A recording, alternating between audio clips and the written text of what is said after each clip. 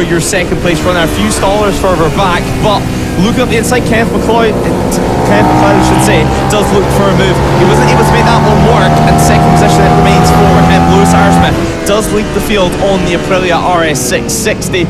Ryan Garside in third place on the number 21. Of course, Ryan Garside, a bit of road racing for him this year, it looks like. So, running ahead of that campaign here at the limits. Perfect track time for him. We'll keep an eye, of course, on the stock twin runners as the race does go on. But the head of the field, it's your lead super twin and lead overall rider, Lewis Arsmith. He's going to want to get that move, going to want to get that gap formed nice and quick. And so far, so good. The 118 of Colin looking up the inside of your third place runner of Ryan Garside, and Ryan Garside losing a little bit of ground. Now out of Agostini's through Hamilton and now towards Almonds. It's actually the 30 of Scott Page from fourth on the grid who didn't go. I'm not sure if he's stalled or if there's an issue with the bike, but he's been pushed to the side and left the circuit. He's walked back to the pit lane. Real shame for him. Potentially opens doors for other riders out there to see what they can do. Continue to push onwards down the Bentley straight. We fly on the road into Brundle. Maybe some moves being made there to the inside. Was that 3 abreast, I believe? I just saw potentially. Yes, it is. Nice stuff there to get on by. And very brave again to stick it up the inside of Brundle. The number 36 of Chris Taylor making moves here early doors at Snetterton. But it's a 7-lap race. There's plenty of time for things to go or happen. Things to go right or wrong, depending on what position and what's happening to you.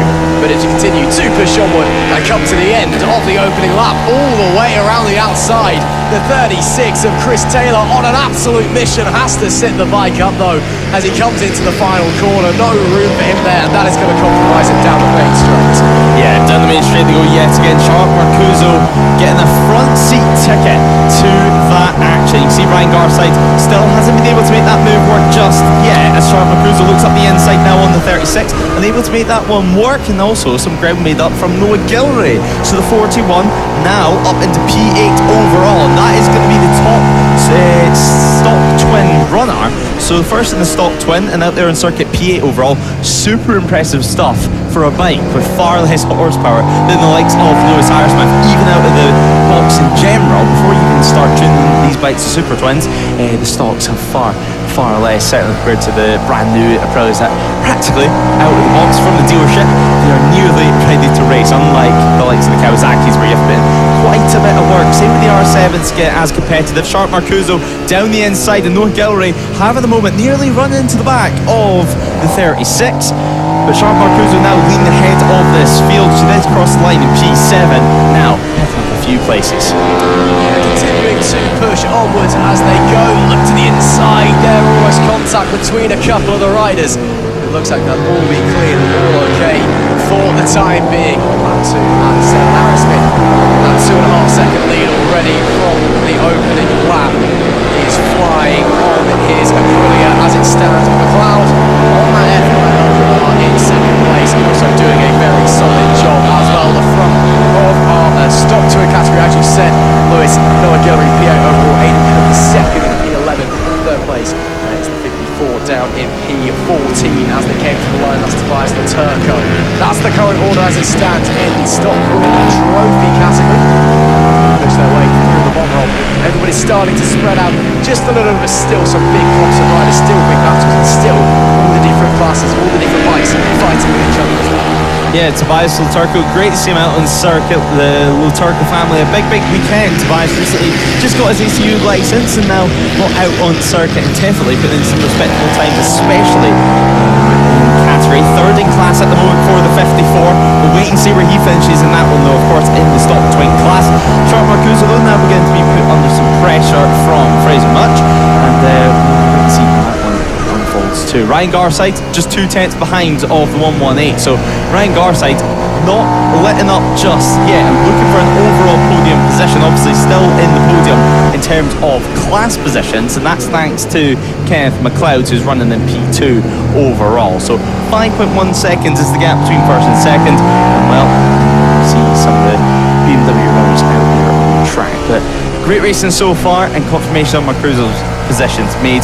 2 places gained last time around, so incredible space for her and looking to edge towards the podium positions in the Super Twin category. See if they can get there, but push onwards anyway, not quite halfway through this race as of yet. Still Harrison, McLeod, Coughlin, your top three overall. Harrison, 2-3 in the track day Alex Super Twin Trophy. Of course, this is the final race. Then we get out for a 3-hour endurance race in the afternoon, the opening endurance affair of the season. Making his way down through Brundle and into Nelson, we do see the number 34 of McLeod leading the way, of course, by quite a significant margin in the Fortis F900r car, running a very, very solid second overall, 5 seconds away from Aerosmith in the overall lead, but a 5-second gap back to Coughlin behind him as well. Not quite no man's land, there's still things going on, of course, he's still out there riding a race bike. It's not exactly a walk in the park, but making a very good job of it and a very good effort. Looking to a very nice win at the end of this one. Still plenty of battles all to ride. Yeah, plenty of battles further down the order. Blake Didwell, your reigning champion in the stock twin category. He's contained to run out on circuit. Currently running P15 overall, but that's P4 in class. So Blake Didwell for number 1 plate this year. Big honours being able to use the number 1. Some extra pressure on your back too. You need to keep it at the back of your mind. Is actually off the circuit, just like that looks like Laturco. Somehow though he's managed to get that one upright, so ran off the curb onto the grass and still continue now. Ian Tune as well, just over the line. He comes on the 222. You can see him coming through the picture as here is your battle.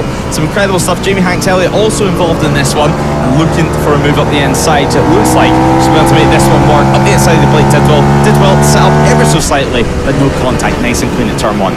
Nice stuff there from him to get it done and just stick it on the inside to go through.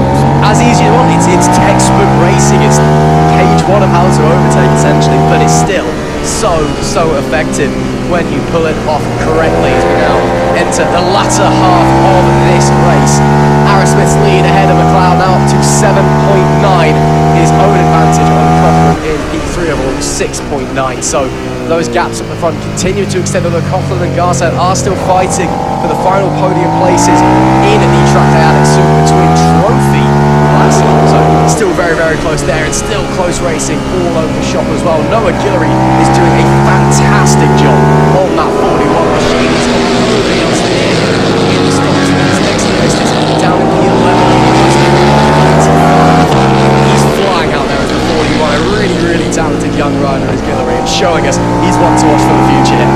Yeah, we've seen all the way from mini bike days how fast Noah Guillory can be, and it looks like he's converted into the big bikes as well. We've seen him a couple of times last year with us at the limits. Well, Jamie Hanks Elliott, she's not letting up just yet. Of course, super experienced in her own right. She's done some racing in the World WCR and the Women's Circuit Racing World Championship, and now, well, this year it looks like focusing here with us at the limits and some British Championship stuff. Laturco, though, after that moment last time around, he did lose a few places, but he's not exactly lost all hopes. He's still in the back of that group, and still within striking distance with a few laps remaining. It's not over yet for the Brazilian family, for the Brazilian rider. Of course, Ralph Laturco, his father, also racing this weekend on board the superbike on board the Kawasaki.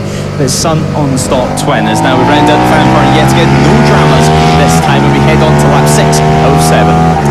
Keeping it on the black stuff this time. I mean, to be fair, it was incredible bike control from Laturco when he did go off to stay on 2 wheels. It may have cost him time, but better get cost of time than be on the floor, I suppose. Yeah, this time keeps it nice and clean and keeps pushing onwards as we continue to make our way around. That is the gap currently between Aerosmith and McLeod. 10.8 seconds again. Doesn't really matter in the grand scheme of things, both in separate classes, but first and second. Himself having a phenomenal ride and a phenomenal race on that BMW F900r machinery. So they'll continue to push round the penultimate lap of the race. The next time they break the timing beam, and that is a big off on the. And that's Aerosmith. And that is the overall race leader as well. Aerosmith goes down heavy. It will at least be waved yellow flags. The bike in pieces. We'll wait to see if he's okay. He is moving on the floor, but we'll continue onwards anyway. but a huge crash for our race leader as he drops the front. Yeah, big crash there, just the front end just washing out and then in the braking zone. Really sudden, but hopefully all's going to be okay for him. Hopefully just a little bit winded at the moment, but the race, of course, continuing on for the time being. That's going to promote Kenneth McLeod into the lead of the race overall. Of course, he was already leading in class, now he's going to be promoted to P1 overall. But it's not going to be the way we would have wanted to take that. He would have loved to do that for a battle, but what a race it was for Ironsmith up to that point. Over 10 seconds of an advantage, but just asking a little bit too much for the front end there at the end of the Bentley straight. And the red flag now coming out.